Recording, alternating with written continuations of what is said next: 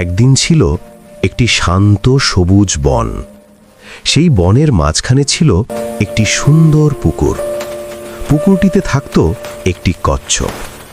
কচ্ছপটি ছিল খুবই শান্ত আর বুদ্ধিমান। সে সারাদিন পুকুরের পানিতে সাঁতার কাটত। একদিন হঠাৎ পুকুরে দুটি চালাক সারস পাখি এসে হাজির হলো। তারা কচ্ছপকে বলল, এই পুকুরটা খুব শিগগিরই শুকিয়ে যাবে। কচ্ছপটি চিন্তায় পড়ে গেল। সে বলল, তাহলে আমি কোথায় থাকব? সারস দুটি বলল, ভয় নেই, আমরা তোমাকে অন্য একটি বড় পুকুরে নিয়ে যাব।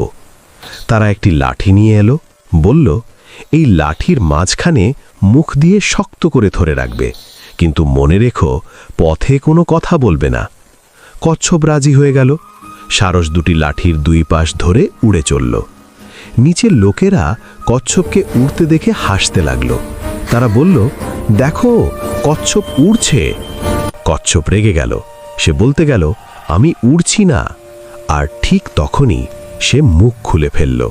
লাঠি ছুটে গেল আর কচ্ছপ নিচে পড়ে গেল। ভাগ্য ভালো, সে নরম ঘাসে পড়েছিল। সে বেঁচে গেল, কিন্তু খুব ব্যথা পেল। কচ্ছপ বুঝতে পারল সবসময় কথা বলা ভালো নয়। শিক্ষা: অতিরিক্ত কথা বললে বিপদ হয়। সময়ে চুপ থাকাই বুদ্ধিমানের কাজ।